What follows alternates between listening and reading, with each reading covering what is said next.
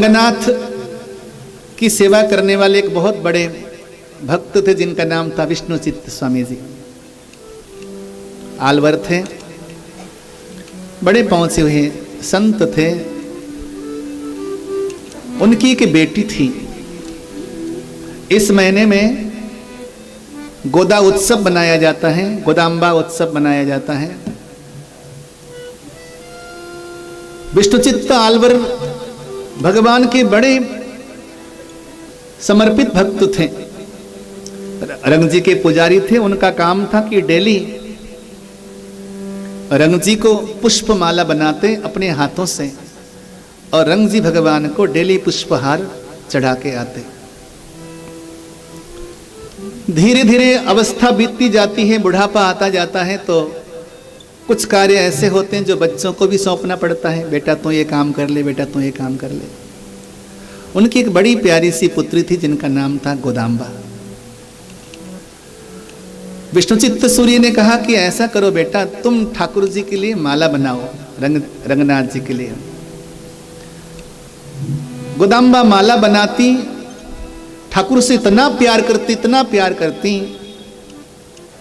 वो माला बनाकर स्वयं आईने के सामने खड़ी होती और उस माला को स्वयं पहन की घटना है। कोई सत्ययुग की घटना या पहले पहनती, धारण करती। जब वो माला उन्हें अच्छा लगता, प्यारा लगता, सुंदर लगता, तो ही वो भगवान के लिए प्रस्तुत करती। पिताजी को नहीं मालूम, वर्षों बीत गए इसी क्रम में। माला पहन पहन के अपने रंग जी को अपना पति मानती हो, अपना स्वामी मानती, अपना सर्वस्व मानती।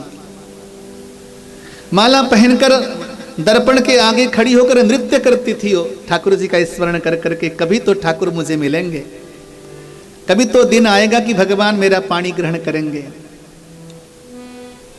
बड़े सुंदर सुंदर गीत बनाती, बड़े सुंदर सुंदर पदावलियां बनाती। उन पदावलियों को, उन गीतों को गा गा कर रंग जी को रिझाती उस माला को पहनकर, और पिताजी के हाथों माला भेज देती। ऐसे बहुत लंबे समय तक व्यतीत हुआ। एक दिन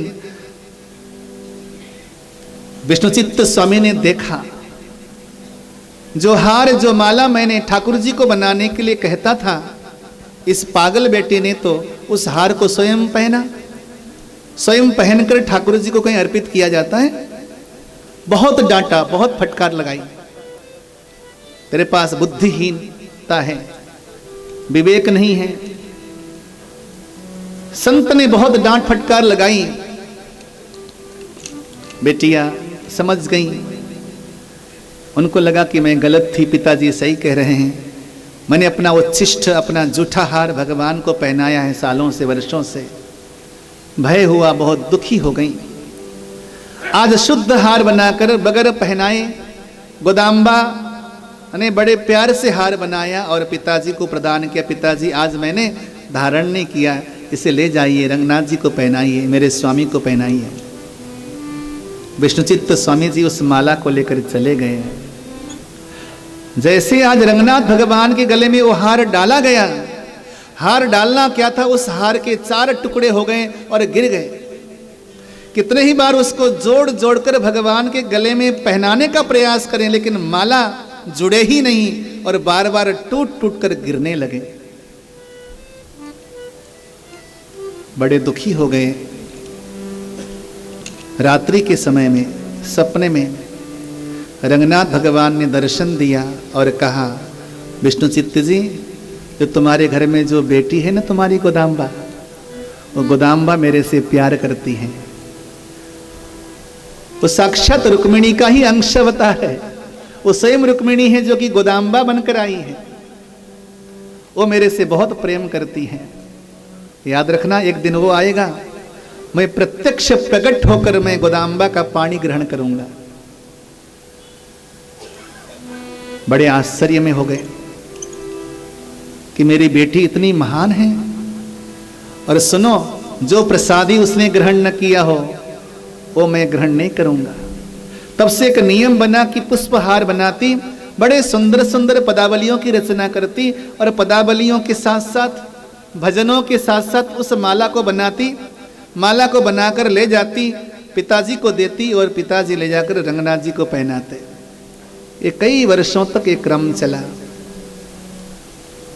एक दिन ऐसा आया कि स्वयं भगवान ने प्रकट होकर गोदाम्बा का पानी ग्रहण किया। तो जो भक्त भगवान को जिस भाव में भजता है, ये निश्चित है कि परमात्मा उस रूप में उसे प्राप्त होता ही होता है, इसमें कोई संदेह नहीं। एक कलियुग की घटना है, कोई सत्ययुग की घटना या त्रेता युग की घटना नहीं।